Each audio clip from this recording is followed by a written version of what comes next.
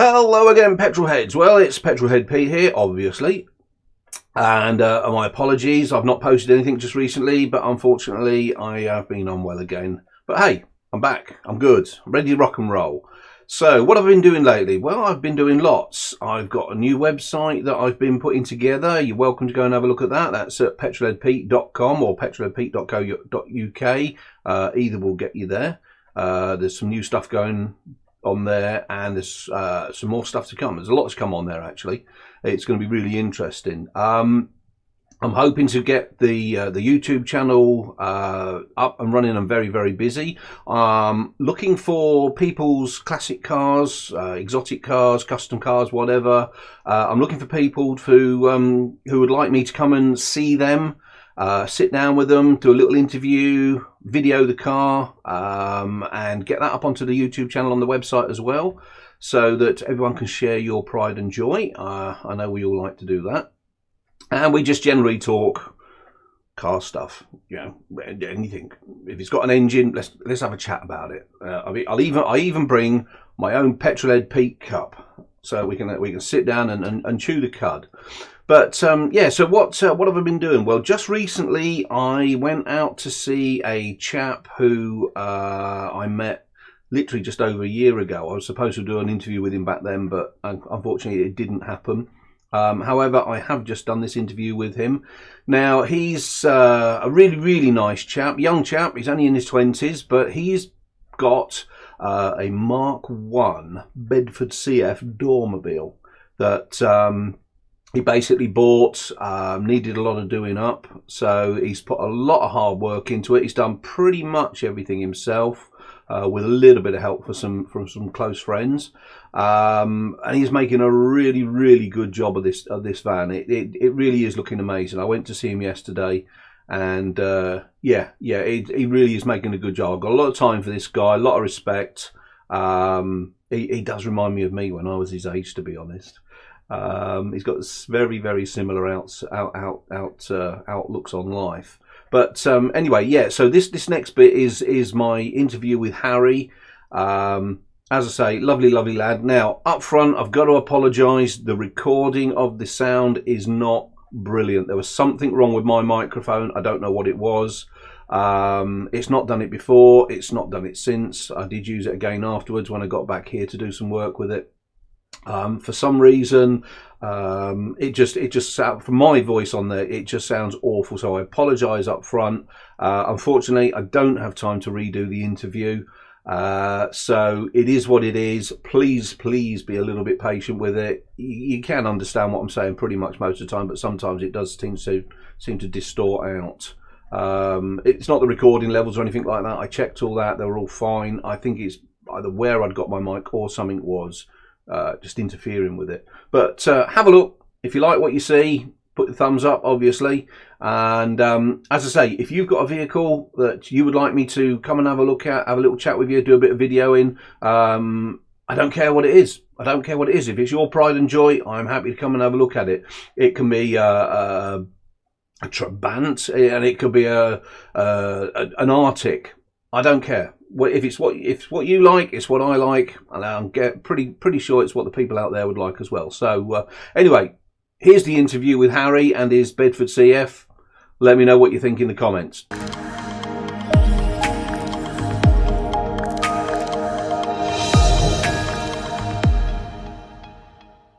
Okay, Petrolheads, I am here with Harry this afternoon, and we're going to talk about his van. It's very retro. It's this Mark 1 Bedford CF. So, Harry, what made you get a Bedford CF? In all honesty, I don't know. I don't even know how I discovered them. I think it was Scooby-Doo how I discovered it. But I just like the Americanism look. I've always liked the American cars and the vans. And this it was British, but it had Americanism. It had that look, and it was different to everything else, and I like different. So that's why I picked it, and that's why I've been drawn to it. But it's only the Mark 1 that does it for me. The CF2 with the facelift. Well, strangely enough, it looks like a C10 American van, doesn't it? Yeah, and I think that's what there was. And that G10, should I say, not a C10. C10's a pickup. That's it, and the Dodge. They got the Dodge. Yeah, bit of a and look GMC about it. Yeah. However, the film that had all the skeletons in it with Scooby-Doo was a Mark 1 Bedford CF. Yeah, and I think that's how I discovered it, because I remember looking at it, and with the box, it had the body kit and everything on it, didn't it? And I thought that looks really, really cool. And I think that's how I found it. But Okay, so it's one other thing I want to add here. Mark 1 Bedford CF, very, very classic. 70s, 80s, massive vans in the type of customising. This lad is how old? 28 now. 28 years old, and he's into some class metal. I am so impressed. When I first met Harry at one of the local car gatherings, I just couldn't believe, when he jumped out the van, I thought, you don't look like the kind of person that would have one of these vans. So I am very, very impressed. You'd expect more of a Ford Fiesta, wouldn't you? Yeah, an ST or something along those lines. Yeah. Or even a Vauxhall Nova with wide wheels and a jack-up kit. See, I wouldn't mind a Nova, to be fair. A GTE, I hope. Yeah. Okay. So, bearing in mind, has this one got a name? No, don't do names. I had a Moggy, and that ended up being called Perky, but only because Dad said something. I think when we were putting oil in it, he said something about percolating. I thought, that'd be a name for it, Percolate. Okay. So what happened to the Moggy? Oh, rolled that. You rolled it? Yeah, rolled that, yeah. Not 100% my fault, I'll put that out there. But just bad circumstances. That ended up biting the dust. Okay. So what other cars have you had? The Moggy was my first proper car. The car that I got immediately after going my test was a Daimler Tiz, which was 300 quid and falling apart. Went to uni. Well, they paid you 300 quid to take it. I think I paid someone to take it in the end. And so when I came back from uni, I wanted a Morris Minor, and I got a Morris Minor. And that ended up being a big project, which bit the dust. And then I drove my granddad's Mark III, what was it?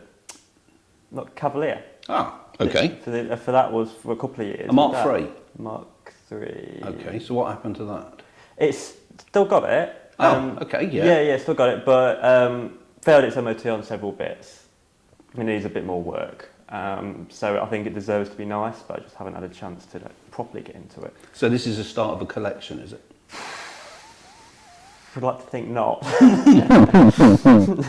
Okay, fair enough. So with the Bedford, when you first got it, where did you find it? I found it. I was looking for one. I'd already had two, which were restoration projects, and I wanted a van. And at the time, this was end of 22, about October 22. I found it in Bristol. And it was really the only sort of one that I could find at the time, and ended up going for it. It had been painted blue and was used as a bit of a mechanic's van, so it was a bit rough. But I saw potential in it. So I went over, had a look at it, and then arranged a date to drive it back. And that was one of the things that drew me to it, is that I could actually drive it back and didn't have to trailer it. So that was something that was a bit of a convincing factor on it. And then only as you get through it do you discover what it needs. But so it was a bit worse than you thought it was? I think the alarm bells for a start was that there was rust falling from behind the roof lining and water falling in as well. And I think that's quite a big alarm. Isn't that a typical thing with Bedfords? I don't know. But I hope not. Yeah. But it turned out that because it had the pop top on it, the whole roof had just disappeared, disintegrated, what was left of it. So what became of that one then? So we ended up welding what we could do and repairing, going all the way around it and repairing what was left, and then putting the skylight in it just to fill the hole up a little bit, because of course they cut a great big hole out for the pop top. So it was filling it in with something a little bit different. I think I'd seen someone in Australia who had done it better than what I've done it, I'll point out, but looked really cool. Yeah. Same sort of van. And I thought, that was quite cool. I could do something with that. So I did something similar. That's sort of how it's ended up, really. Okay. So this one that you have here, what have you had to do to it basically, from when you got it? Mechanically, not a lot. The engine was really good.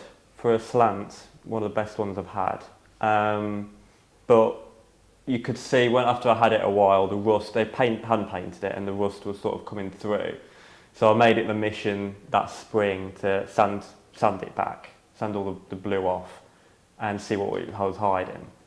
So we've had panels in the side, the arches that were welded up, underneath we've got bits of chassis, nothing too extreme, but things that have needed doing. To like head a lot of stuff off. And even when we was rubbing it down this time, I kept finding stuff that needed panels and what. But overall, as bad, I've seen worse. So you think you pretty much got it all? I'd like to think so, but there's always going to be something. Yeah. But I like to think that I've headed it off now. It's always going to be a work in progress. It's always going to be a project. Yeah. Yeah. So I noticed the bonnet's off now. Yeah. Okay, and this doesn't look original at front here. Nah.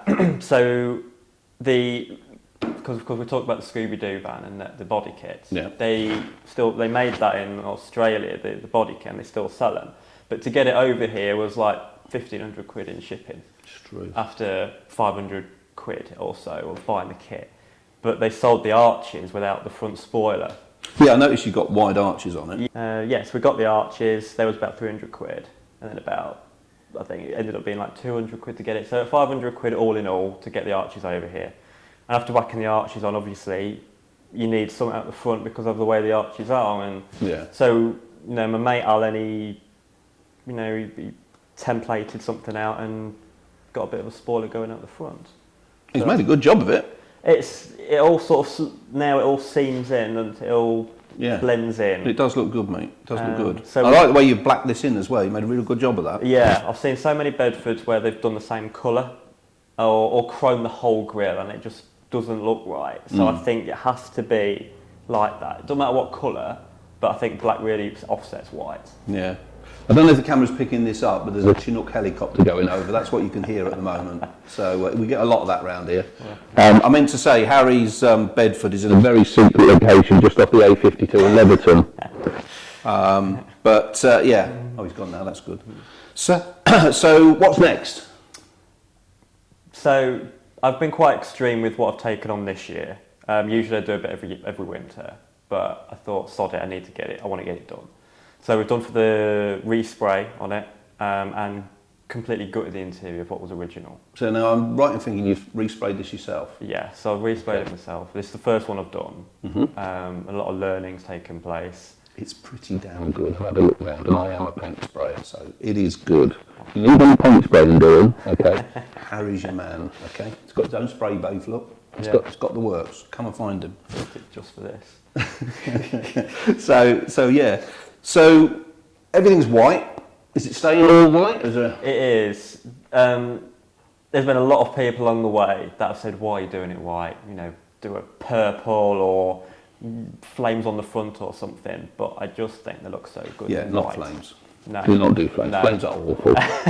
Yeah, it's a bit too wet for that. So I really love them in white. I just think they look so good. And especially with the black accents and stuff and a bit of the chrome bits. I just think it suits it so well. I see you've got some wider wheels on it as well. Are you happy with those? Not yet. No? So I bought a CF2 I wanted the engine and the axle from it for this, and ended up breaking the rest of it. And the wheels were on it with Land Rover wheels, so they ended up going on because they were there. And I thought they didn't look too bad. They do. They look quite good actually. Yeah. But the time will come when the back ones get a bit wider. I think that's got to come. So are you going to actually get these ones widened, or are you going to get some actual wheels that are wider? I sort of see what's available at the time. I think. I mean, some people have said about banding the backs. Yeah. I mean, those wheels are widely available. They're nothing special. I think that's what makes them a little, good to get hold of. And what about the interior? What are you doing with the interior? We'll get with the interior. So at the moment, it's completely gutted. We're just treating the inside rust at the moment. And then what we'll do is we'll insulate it, get a nice van lining, and reconstruct what came out. So use the old stuff as a bit of a template, and keep the same layout, but make So you're going to keep it as a camper stroke dormobile? Yeah, I think, yeah. Everything in there was totally original when I took it out, and it's a bit tired. It's had water come in. It's not as bad as I've seen from some, but it needed a refresh. And also with the original van, it wasn't insulated. I think it was a bit of an afterthought. So this one, I'm going to insulate it properly and try and get some damp proof going on as well. So we'll head off what the problems were in the last one. So you said to me earlier about the the door rubbers and that you'd had a problem with door rubbers. Yeah, door rubbers was a bit disappointing. Got the door rubbers from Australia. They came and they was, God, what was it about? They was about 200 quid to get these door rubbers, and what made them what I wanted them for is because they had the clips built in. And they was the only real supply that I've found that will do it.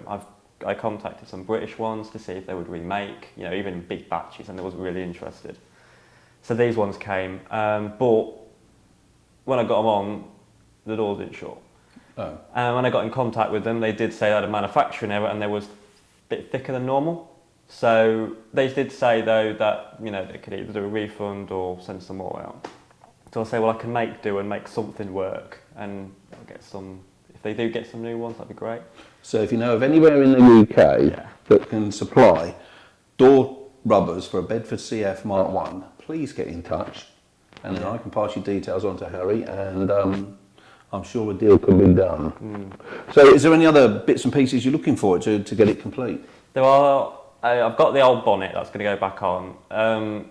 But there's things like if I can find another bonnet that's better, obviously I will chuck it on. Metal or fiberglass? Or metal. Always. It's got to be metal. It's got to be metal. It's got to be metal. Yeah. Okay. And they're really hard to come by, in good ones anyway. But there's not a lot bodywork wise, other than maybe I would like a roof rack.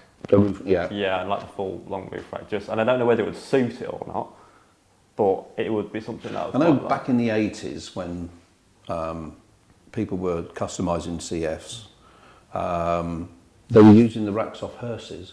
Were they? Yeah, they look really good. Well, see, like you look at the American ones, they've got that bar that got bolts in and they go... That's it, goes all the way around. Yeah, and I've seen that quite a lot.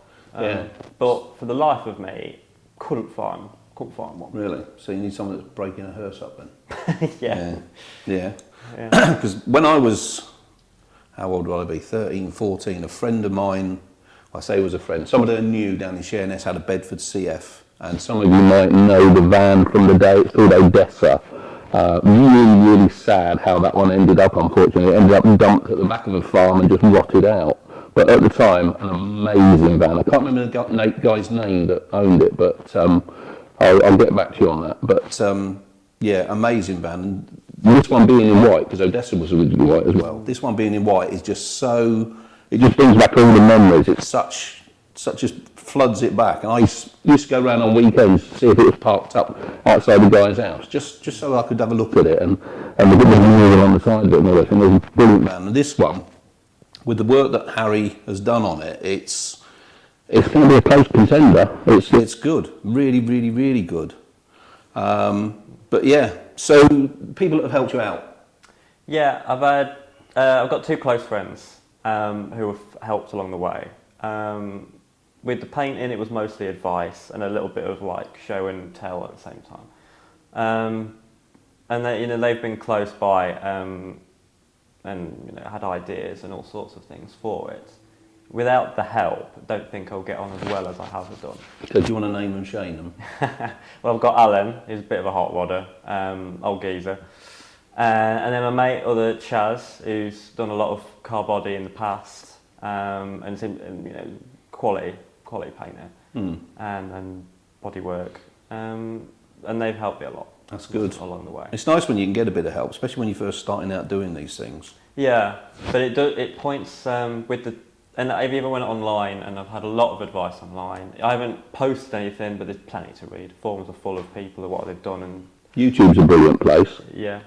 Well, everyone does something different. Absolutely. They all do it differently. Absolutely. And you have got to sort of pick out bits from everybody and sort of come to your own. And even, I think, experience as well. You can take everyone else's experience, but I think you've got to a certain extent, you've got to experience it for yourself. Absolutely, that's the way you learn, isn't it? And if you get it wrong, you do it again. And that's how mistakes make it. This is exactly practice makes perfect, as I say. Yeah. But yeah. So, out of interest, the paint you used on it, is it a 2-pack paint or is it a water-based? Is it? No, it's 2-pack, Yeah. 2-stage. So I haven't done a clear over base. Yeah. Which I don't know whether I should have done, but I haven't done a project yet that has had clear base. So this feels quite normal to me. So this is just the one. Well, how many coats did you put on? Done about 5 or 6. Cool. So I didn't want to be short. Yeah. It's got a good shine on it, so I assume you cut it back as well. It's been cut back. It's just to get it back, you know, so there's some shine on it. There's more scope to go more. There's more cutting to be done. Yeah. But it's something that can be done down. You've got enough paint on there to be able to do that, haven't exactly, you? and that's what I was wanting. And it's a van. At the end of the day, it's going to get scratched and it's going to get bumped. So there's the paint there. Well, you hope not. I hope not, but I can foresee. He has passed his test, by the way. It's other people that I'm always looking at. Yeah. So, so that's Harry's van. What an amazing piece of kit it is as well. So, thank you, Harry. No worries. I'm really pleased to have finally got there. It's only taken me a year to get this interview. Literally, probably more than that, isn't it? Yeah, we was talking about last summer. Yeah. Yeah, and So it's come a long way since my fault totally. My fault totally. But so as Harry progresses the van, I'm going to keep coming down and filming a little bit, taking a few photographs, talk about it a bit more, any problems he's having, whatever. If you're doing a van or even a car, whatever, let us know what it is. I'll be more than happy to come and see you and do a little interview with you as well and do a bit of filming with you to see what we can do. But yeah, I'm sure you'll see this van round at a lot of the car shows. I'm assuming not just Lincolnshire. No, I do plan on getting further out. Yeah, definitely. Yeah. So Harry's just told me a little bit earlier on. There's a car gathering at the Ball House in Boston, Lincolnshire, next Thursday evening, and he's hoping to have it there. So if you see this, come down, give us a wave, say hello, and I'm sure he'll be more than happy to show you around. All right, that's it for this one. Brilliant. Cheers, mate. You're a star. Very much. All right. Petrolhead Pete, over and out. Right, did you hear that? Yeah, that's pretty much how... I'll set it to record now then.